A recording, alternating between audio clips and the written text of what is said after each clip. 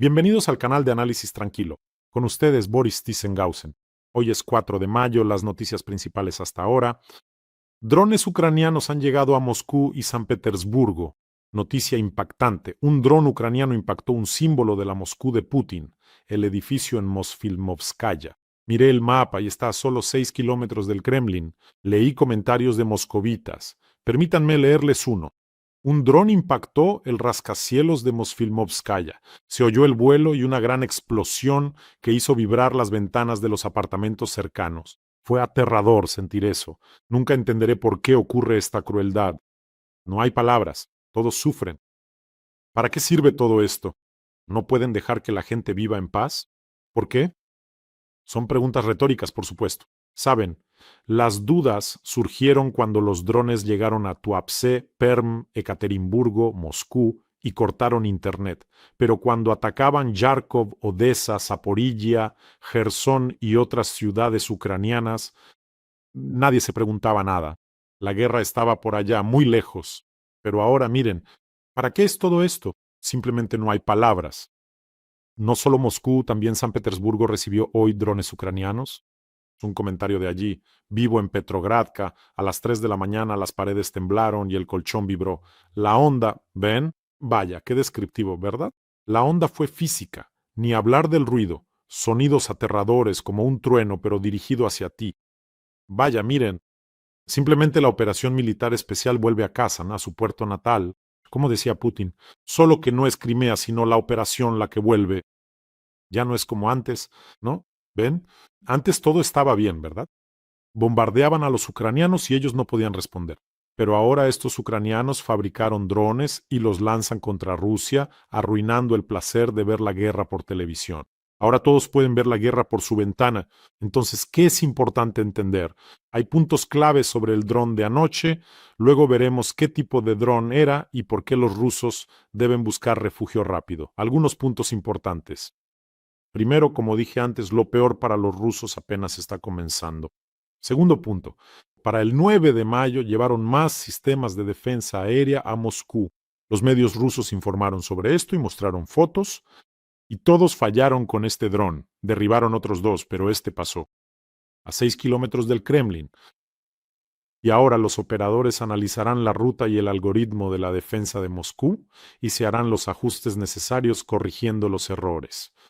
Tercer punto importante. Nuestros drones prácticamente expusieron anoche las defensas aéreas de San Petersburgo y Moscú. Y lo cuarto, los drones ucranianos tienen una propiedad maravillosa. Si no terminaron el trabajo a la primera, volverán y lo harán a la segunda, tercera o cuarta vez. Tuapse es testigo de que no miento. Y ahora, como suele decirse, la guinda del pastel, aunque en este caso es una sandía de verdad, una enorme sandía de Gerson sobre el pastel. Este dron era un FP1 y nosotros fabricamos estos drones en serie. Eso significa que el primer dron traerá consigo cientos más. Visitarán a los rusos en enjambres y ahora duerman tranquilos tras esta información rusos. Ven, y los rusos estaban preocupados porque no habría ensayo del desfile. Pues ahí lo tienen. Solo que la parte aérea del desfile que cancelaron se la proporcionará el buen Magyar. No se preocupen, no se quedarán sin la parte aérea del desfile. Y otra noticia de los canales locales de Telegram. Literalmente en todas las torres, muros y edificios del Kremlin de Moscú hay apostados miembros de las fuerzas especiales con ametralladoras, rifles de francotirador y equipos especiales, según informan los canales locales de Telegram. Parece que el del tacón subterráneo se ha asustado mucho. En Moscú, las medidas de seguridad no tienen precedentes. En Sheremetyevo se ha producido un auténtico colapso. ¿Saben de qué se quejan los pasajeros? De las enormes colas de varias horas. No de que el aeropuerto esté cerrado. Las colas son gigantescas. ¿Saben por qué? Han cancelado el carril verde. Están registrando a todo el mundo minuciosamente, incluso a los que deberían pasar por el carril verde. A algunos los registran hasta 2 veces. Tienen miedo. Tienen mucho miedo. ¿Saben? Eso tiene miedo, como en la película de culto Starship Troopers. Temen que alguien lleve un pequeño dron en un maletín y que durante el desfile le caiga a Putin directo en su calva coronilla. El Internet móvil no funcionará en Moscú del 5 al 9 de mayo por motivos de seguridad. Bueno, ¿quién lo dudaría? Las operadoras han empezado a enviar avisos a los abonados. Y no solo en Moscú, creo que lo cortarán también en las afueras y quizá más allá. Por cierto, no se sabe si las listas blancas funcionarán esos días. Pero ¿qué pasa, Putin? Córtalo todo, internet, luz, agua, simplemente córtalo todo. Al parecer, han decidido paralizarlo todo por el miedo a que algo le caiga encima a Putin. Oh, tienen miedo, tienen mucho miedo. En general, Moscú, antes del 9 de mayo, debería haber sido un escaparate de grandeza, un desfile de fanatismo por la victoria, la imagen de un imperio eterno, ya saben. Pero en su lugar hay defensas aéreas, inhibidores, registros adicionales, pasillos cerrados, cortes de internet y miedo, un miedo rastrero que se cuela en los portales, en el Kremlin, que fluye hacia los sótanos, un miedo rastrero. Y una conclusión inesperada, supongo. Putin, por dar una imagen de fuerza, mostró una imagen de debilidad, es decir, convirtió a Moscú en una ciudad de restricciones. Quería mostrar el 9 de mayo como símbolo de control, pero obtiene una muestra de miedo. Cuanto más bloquean Internet, cuanto más registran en Moscú, cuanto más despliegan defensas aéreas, más claro le queda a todos. El sistema no está seguro de controlar ni su propia capital. Pero tras los ataques a Tuapse, Perm, en Moscú, ahora los bots rusos vendrán de allá para acá, a los comentarios y empezarán a escribir. Siempre lo hacen. Los verán seguro en los comentarios de este vídeo. Escribirán que ahora les llegará la respuesta. Habrá un ataque de represalia. Atrévanse si pueden. Escuchen, para los ucranianos nada va a cambiar. Ustedes nos bombardean desde el inicio de la invasión a gran escala. Los misiles y drones nos seguirán llegando, tal como llegan ahora. Pero ahora allá, en Rusia, arderán las ciudades rusas. Para los ucranianos la situación, bueno, no cambiará nada, pero para los rusos cambiará radicalmente. Y será aún peor. Seguro que lo será. Mientras tanto, Putin cambió hoy al jefe de las fuerzas aeroespaciales. En lugar de Víktor Avsalov, fue nombrado Alexander Chaiko. Está claro por qué lo cambió. Las fuerzas aeroespaciales también se encargan de la defensa antiaérea. Fracaso total de la defensa en Tuapse, en Ekaterimburgo, en Chelyabinsk. Así que Putin decidió cambiar a un comandante de las fuerzas aeroespaciales por otro. Bueno, ¿y qué puede hacer el otro? ¿Qué es lo que puede hacer? Por cierto, antes de Avsalov estaba Surovikin. ¿Dónde está Surovikin ahora? O sea, ¿dónde lo desterraron? ¿A qué parte de Siberia? Díganme. ¿Cómo resolverá el nuevo jefe de fuerzas aeroespaciales la defensa y los drones ucranianos? ¿Alguien lo sabe siquiera? Creo que no. Este nuevo comandante, Chaiko, por cierto, en su día comandó la agrupación que avanzó hacia Kiev desde Bielorrusia. ¿Cómo terminó eso para esa agrupación? Creo que todos lo recuerdan. Y seguro muchos recuerdan, antes de que quitaran de la carretera de Shitomir los equipos rusos quemados, cómo estaban allí en columnas enteras, equipos quemados, donde ardieron esos ocupantes. Luego huyeron por el bosque de Chernóbil, escaparon de aquí, pues ahora este Chaiko, que comandó esa retirada victoriosa, mandará las fuerzas aeroespaciales de Rusia. Peskov anunció un discurso importante de Putin para el 9 de mayo. Todo el mundo espera esto y está justificado, informó la fulana bigotuda. ¿Qué espera todo el mundo? El discurso de Putin el 9 de mayo. ¿Cómo él, como un arañón, estará allí envuelto en redes antidrones? ¿Qué espera todo el mundo? ¿Qué versiones tienen? ¿Qué es lo que puede decir allí? Se atragantará 10 veces y dirá: nos engañaron, nos estafaron, la maldita OTAN, los anglosajones, los ucrosajones y también los pechenegos, los polovtsianos y la Gran Rusia. Eso es lo que dirá. Pero por cierto, eso no es todo. En Baskortostán, cerca de Ufá, hoy se incendió otro depósito de petróleo. O sea, creo que se está preparando un gran regalo para el comandante subterráneo. Por cierto, amigos, no olviden suscribirse a este canal. Aquí luchamos contra la propaganda de Putin, hagámoslo juntos, así que asegúrense de suscribirse, eso ayuda a promocionar el canal. Y otro punto importante, mientras Putin intenta proteger el Kremlin, protegerse a sí mismo, intenta proteger Moscú. Los guerreros ucranianos realizan una verdadera hazaña, detuvieron la ofensiva rusa y están aniquilando a los ocupantes a escala industrial. En cada episodio tenemos una colecta importante para las fuerzas de defensa de Ucrania. Hoy comenzamos de nuevo una colecta para el primer batallón médico independiente, para el primer Medbat que ya conocen bien. Es una colecta para un respirador artificial. Faltan catastróficamente estos aparatos en el frente para los grupos quirúrgicos de avanzada. Y nuestros ángeles guardianes, el primer Medbat, grabaron un mensaje en video para ustedes, amigos. Escuchen, por favor. Апарат штучної вентиляції легень – це не просто медичне обладнання, це шанс на порятунок та життя для пацієнта. В умовах бойових дій, де потік поранених часто є раптовим і непередбачуваним, таких апаратів потрібно дуже багато. До того ж, вони мають властивість ламатися та виходити з ладу від високого навантаження. Разом із каналом Бориса Тізенгаузена ми вже зібрали на 4 таких апарати, але цього все ще недостатньо для передових хірургічних груп нашого підрозділу. Тому ми оголошуємо збір ще на 2 апарати. Ми щиро дякуємо Борису та його глядачам за допомогу, небайдужість і увагу до питань порятунку українських захисників. Ayudemos a nuestros médicos de combate. En este caso, su donación salva directamente la vida de nuestros defensores. Y en cada episodio les doy las más grandes gracias de mi parte y de cientos de nuestros guerreros a los que ya han ayudado. Muchísimas gracias a todos. Juntos somos una gran fuerza. Recuérdenlo. Una publicación del comandante de las Fuerzas de Sistemas No Tripulados de Ucrania con el indicativo Madjar. Vi hoy y la he resumido en unas pocas frases. Cifras muy importantes. Es que presenta Madjar. En resumen, ya son 5 meses seguidos que el balance de entradas y salidas de rusos en el frente sigue siendo negativo gracias al trabajo de los drones. Es decir, en el periodo de diciembre de 2025 a abril de 2026, Rusia envió a la guerra a unos 148,000 de sus engendros. 33,000 en diciembre, 20,000 en enero, 25,500 en febrero, 34,500 en marzo, 35 y 2 décimas en abril. Al mismo tiempo, solo las bajas confirmadas por ataques de drones en el mismo periodo ascendieron a 156,735 ocupantes. Es simplemente increíble. Todos estos datos se registran en el sistema Delta basándose en confirmaciones por vídeo.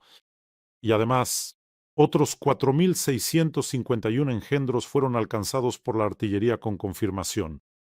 Es decir, las pérdidas reales podrían ser superiores en un 20% como mínimo, debido a casos sin grabación de vídeo, bajo los escombros, gente no encontrada, etcétera, etcétera, sin reconocimiento adicional. Así que por 5º mes consecutivo, piénsenlo, por 5º mes consecutivo, el número de bajas rusas supera la cantidad de refuerzos. Esto es lo que reduce directamente la capacidad de combate del enemigo. El uso sistemático de drones ha cambiado radicalmente la situación en el frente. Excelentes cifras de Madjar y honor y gloria a las fuerzas de sistemas no tripulados y a otras ramas militares, por supuesto. A todos los que defienden nuestra Ucrania, simplemente son verdaderos héroes. Estados Unidos nos trasladamos a Oriente Medio. Estados Unidos proporcionará escolta a los buques comerciales bloqueados en el Golfo Pérsico debido al bloqueo del estrecho de Hormuz. Donald Trump lo anunció y lo llamó Proyecto Libertad. Su implementación comenzará hoy, 4 de mayo. Si de alguna manera se obstaculiza este proceso humanitario, lamentablemente habrá que combatir esa interferencia con la fuerza, declaró Donald Trump. Y Trump señaló que los barcos atrapados en el estrecho son solo observadores neutrales e inocentes que se están quedando sin comida, sin combustible, en fin, hay que rescatarlos. Y aquí, tal vez, ya saben, hay más preguntas que respuestas. En cómo piensan escoltarlos. Pero ¿cómo? ¿Y por qué no los escoltaron antes? ¿Qué lo impedía antes? Se trata probablemente de una operación de escolta clásica, la misma que la Armada de los Estados Unidos practicó por última vez en el Golfo Pérsico en los años 87 y 88 durante la Guerra de los Petroleros. O sea, en aquel entonces los petroleros kuwaitíes, ¿qué fue lo que pasó? A los petroleros kuwaitíes les cambiaron las banderas por las estadounidenses y los escoltaron por el Golfo con destructores y fragatas a los lados. Ahora el mecanismo es el mismo, o sea, probablemente uno o dos buques de guerra, seguramente también destructores, tomen bajo su ala al buque comercial, como se dice, y lo escolten por el estrecho. El convoy tendrá cobertura aérea, ya sea desde un portaaviones o desde bases terrestres en los Emiratos Árabes Unidos o Qatar. Paralelamente funcionarán medios de guerra electrónica, drones de reconocimiento y demás. Pero, ¿qué hacer con la flota Mosquito iraní? Es una espina asimétrica, una molestia asimétrica muy desagradable. Hay un problema real que el Proyecto Libertad podría no resolver. La Guardia Revolucionaria Islámica cuenta con una flota de más de 1.500 pequeñas unidades de combate, lanchas rápidas tipo Peikab o análogos iraníes como estas embarcaciones kamikaze con control remoto incluido, lanchas con diversas torretas que pueden ser incluso no tripuladas, en fin, drones kamikaze de base marítima, la Guardia Revolucionaria tiene todo eso. Considerando que, por ejemplo, cada misil usado para abatir tal lancha puede costar unos 2 millones. Y la lancha iraní es mucho más barata. O sea, esta flota saldrá de distintas calas, de diversos escondrijos, y empezará a atacar barcos que crucen el estrecho de Hormuz.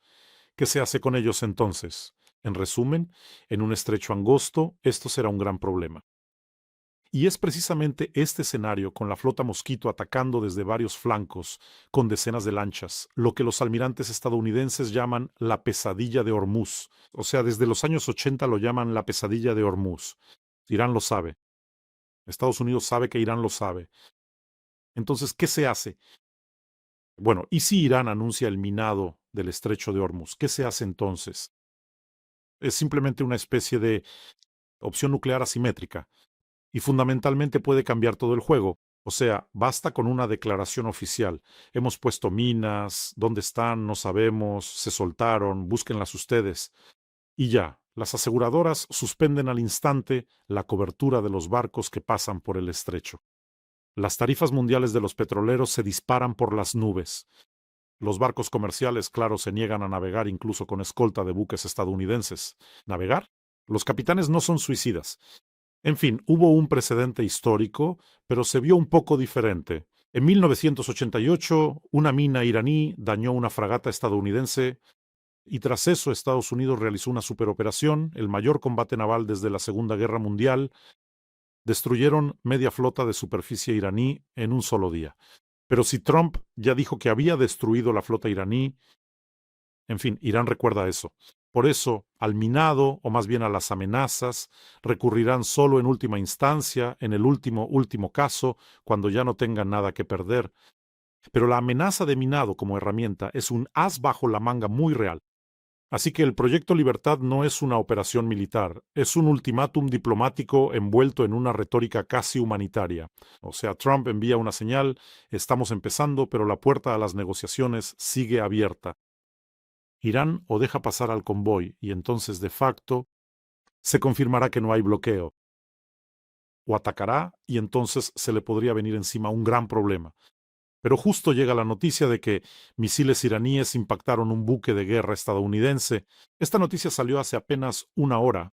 De inmediato, funcionarios estadounidenses desmintieron esta información. El Stratcom de Estados Unidos también lo niega. Ningún buque de la Armada de Estados Unidos fue alcanzado. Las fuerzas de Estados Unidos apoyan el Proyecto Libertad y garantizan el cumplimiento del bloqueo marítimo a Irán. O sea, si hubo un barco o si hubo misiles, nadie lo sabe todavía. Pero Estados Unidos dice que no e Irán dice que sí. Así que aquí ya empezó también la guerra de desinformación e informativa, así que estaremos atentos. Pero en cuanto pasen los primeros barcos escoltados, todo quedará claro. Creo que la situación se pondrá al rojo vivo. Por cierto, los precios del petróleo han vuelto a subir tras estas declaraciones. Y hoy el alcalde de Tuapse volvió a dar la nota, volvamos a la Federación Rusa. Es el mismo alcalde que decía que en Tuapse no ardía petróleo ruso, sino que drones ucranianos soltaban petróleo y luego este ardía. En fin, todo un cuentista, un bromista, el alcalde de Tuapse, Sergei Boyko. Pues bien, ¿saben qué declaró hoy? Que evaluar las consecuencias del incendio en la terminal marítima y la refinería aún es pronto. Y la temporada turística se hará, está en pleno apogeo, esperan a todos los rusos en Tuapse, todo lo que les muestran es mentira. Qué optimista es este alcalde.